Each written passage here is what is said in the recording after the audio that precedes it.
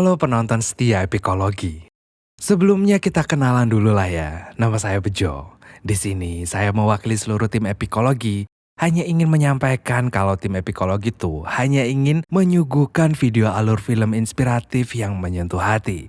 Ya, Mas Bejo dan tim tahu kalau banyak sekali dari kalian yang suka dengan film-film perjuangan, romance, kisah nyata, pokoknya film-film yang menyentuh hati kalian. Makanya kami mencoba menyuguhkan video sesuai kesukaan kalian. Harapan kami sih video yang kita suguhkan itu bisa menemani hari-hari kalian dan juga menghilangkan penat dari sibuknya aktivitas seharian. Dan ini yang paling penting, semua properti yang Mas Bejo dan tim suguhkan itu semuanya sudah berlisensi dan sah secara hukum. Oh ya, satu lagi. Thank you banget buat kalian yang udah support dan selalu nontonin video Epikologi. Rasa terima kasih yang sangat-sangat dalam dari saya Bejo dan seluruh tim Epikologi.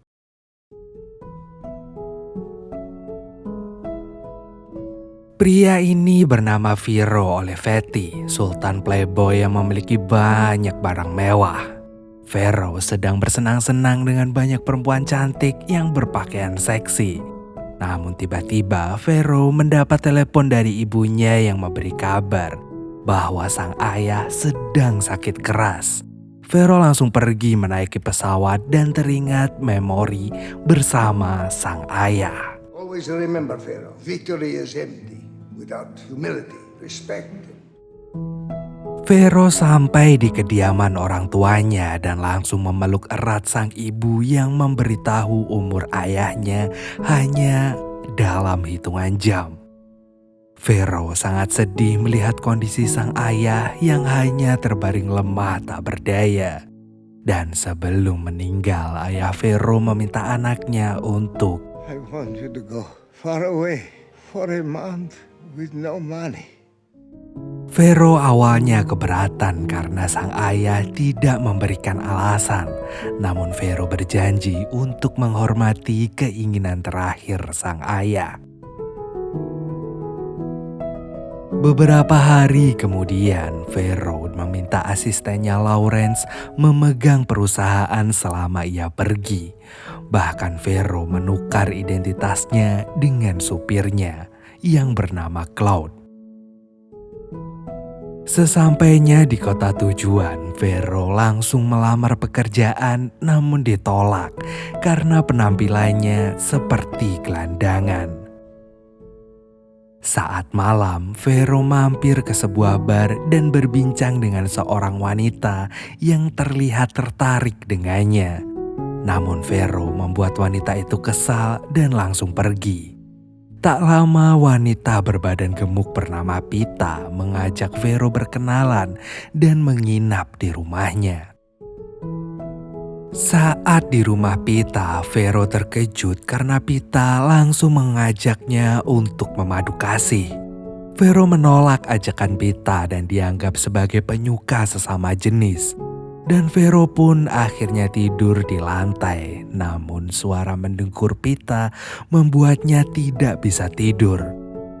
Vero pun keluar kamar untuk ngobrol dengan teman perempuan Pita yang sedang tidur pulas. Namun Vero akhirnya diusir karena dikira berniat macam-macam. Vero kini harus berjalan tanpa tujuan di jalanan New York. Apesnya, Vero malah bertemu dengan preman yang langsung memalaknya. Vero berhasil kabur, namun ia ditangkap polisi karena laporan warga yang mengira Vero akan membobol rumahnya. Meski terbukti tak bersalah, Vero memilih untuk tetap di penjara karena tidak memiliki tempat untuk dia tinggal. Pagi harinya, Vero dibebaskan dari penjara. Dan karena lapar, Vero berniat membeli hotdog dengan harga 50 sen. Padahal harga aslinya $2.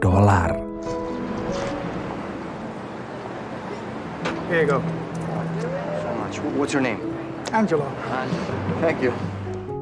Vero berebut koran dengan seorang gelandangan dan memberinya uang 50 sen. Dan saat Vero membaca koran, ia tertabrak mobil yang sedang mundur. Si sopir meminta maaf dan menawari Vero pekerjaan karena salah satu pelanggannya sedang mencari orang. Vero sampai di rumah pengusaha yang bernama Stuart Curtis.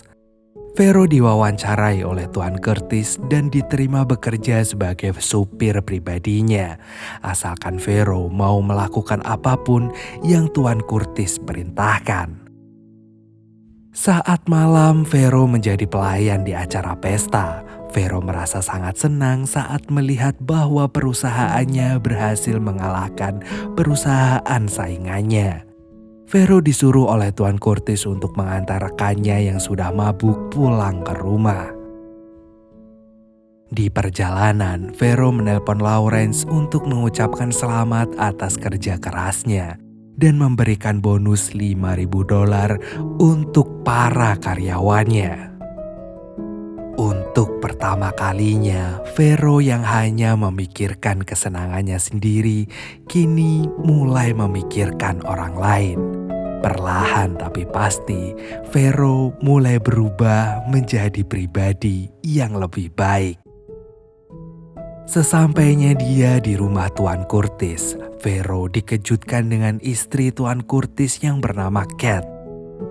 Gak lama anak Tuan Curtis yang bernama Nancy juga mendatangi Vero hingga Cat harus bersembunyi di bawah kasur. Nancy juga ingin ikut memadu kasih dengan Vero, namun kini Tuan Curtis ikut mendatangi Vero. Tuan Curtis ternyata juga tertarik dengan Vero dan ingin memadu kasih juga dengannya. Namun dengan sopan, Vero pun menolaknya. Dan pada akhirnya Cat, Nancy dan Tuan Curtis pergi meninggalkan kamar Vero setelah mereka ditolak. Besoknya Vero mengantarkan Tuan Curtis ke kantor dan bertemu dengan wanita yang sempat ia temui di rumah Pita. Semua terpesona dengan Vero, namun wanita yang bernama Diane ini menghiraukan keberadaan Vero. Vero merasa bersalah dan mengirimkan Diane bunga tanpa menuliskan namanya. Diane menjadi sangat senang meski tidak mengetahui siapa pengirimnya. Dan tiba-tiba Tuan Curtis menelpon Diane untuk mengantarkan tasnya ke rumah. Setelah Diane mengantar tas bosnya, Vero diperintahkan untuk mengantar Diane pulang oleh Tuan Curtis. Di dalam mobil suasana sempat canggung, namun setelah Vero meminta maaf dan mentraktir Diane kopi, mereka pun mulai dekat. Diane dan Vero pun meminum kopi bersama sambil menceritakan hidup mereka masing-masing. Vero tertarik dengan Diane meskipun dirinya sudah menjanda. Begitu juga dengan Diane yang tertarik dengan kepribadian Vero yang misterius.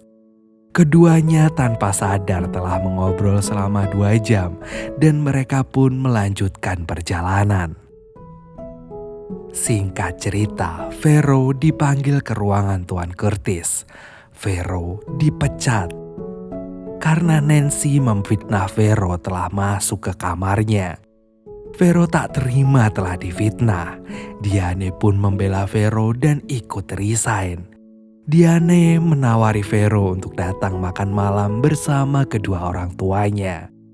Saat sampai di rumah orang tua Diane, ayah dan ibu Diane tampak tidak menyukainya karena Vero kini menganggur. Diane pun mencoba membujuk kedua orang tuanya untuk tidak mengacaukan kencannya dengan Vero. Dan Diane merasa ini merupakan pertama kalinya ia jatuh cinta lagi setelah kematian mendiang suaminya. Kini hubungan Diane dan Vero semakin mesra. Diane berharap Vero dapat menjadi partnernya. Diane meminta saran Vero untuk membuka usaha bersama. Dengan pengalamannya, Vero memberitahu Diane usahanya akan sukses besar jika ia mau bersungguh-sungguh. Malam harinya Diane dan Vero makan malam bersama dan mulai mengungkapkan perasaannya masing-masing. Vero bersyukur bisa bertemu Diane yang mengubah hidupnya. Sedangkan Diane merasa mulai jatuh cinta dengan Vero. Keduanya pun memutuskan untuk berdansa dan menikmati momen bersama. Diane memberitahu Vero bahwa semenjak kematian suaminya, ia masih belum bisa menerima lelaki lain. 2 minggu telah berlalu, perusahaan yang dibangun Diane dan Vero kini berkembang pesat. Di tengah keberhasilannya, Vero mendapat telepon dari Lawrence yang memberitahunya bahwa dia harus hadir pada persidangan. Vero menyadari komunikasinya dengan Lawrence telah disadap, maka ia meminta Lawrence untuk menelpon melalui handphone. Vero berjanji akan datang di persidangan. Di persidangan, hakim menunggu kedatangan Vero bersama Lawrence yang mulai panik. Vero akhirnya datang, namun pihak pesaing dengan percaya diri bilang kalau orang yang datang hanya berpura-pura sebagai Vero. Karena ini tuduhan serius, hakim pun meminta Vero untuk menunjukkan kartu identitasnya dan berhasil membuat pihak pesaing tidak hanya kalah, tapi juga menahan malu. Setelah selesai dengan urusannya, Vero kembali menemui Diane di New York. Diane mulai muak dengan Vero yang selalu merahasiakan urusannya. Namun tiba-tiba Cat datang dan langsung menciumnya. Melihat ini, Diane langsung berlari pergi. Vero pun mengejar dan memberi penjelasan, tapi Diane tetap tak mau mendengarkan dan pergi. Vero berusaha menghubungi Diane lewat telepon rumah, namun selalu dihalangi oleh ibu Diane. Vero pun menelpon ibunya dan menceritakan bahwa ia jatuh cinta dengan seorang wanita yang luar biasa. Selama 30 hari perjalanannya ini, ibu Vero memberi nasihat pada anaknya untuk segera mengejar cintanya itu. Vero pun langsung datang ke rumah Diane dan hampir diusir oleh ibu Diane. Beruntung Diane melihat Vero. Meski ibu Diane nampak tidak menyukai Vero, keduanya tidak peduli dan melepaskan kerinduan dengan memadu kasih. Di sisi lain, si pengirim paket yang pernah membantu Vero bertemu Tuan Curtis dan mendapat cek uang sebesar $50.000. Vero mengajak Diane pergi ke California. Di sana Diane terkejut ternyata kekasihnya merupakan seorang sultan kaya. Meski awalnya marah, Diane akhirnya memaafkan Vero setelah ia menjelaskan semuanya. Diane diajak mengunjungi rumah Vero dan di sana Vero melamarnya. 6 bulan kemudian, Vero dan Diane menikah. Momen haru dan kebahagiaan ini dirasakan oleh semua orang. Bahkan mereka yang pernah membantu atau berbuat baik kepada Vero, kini menjadi bridesmaid dan groomsmaid. Bahkan kehidupan mereka menjadi jauh lebih baik berkat bantuan Vero. When you're lost and no one's there, and you wonder who even cares. Oh, come back to your breath, don't drift away from me. I will come down to remind you of before. We can fly away from here. We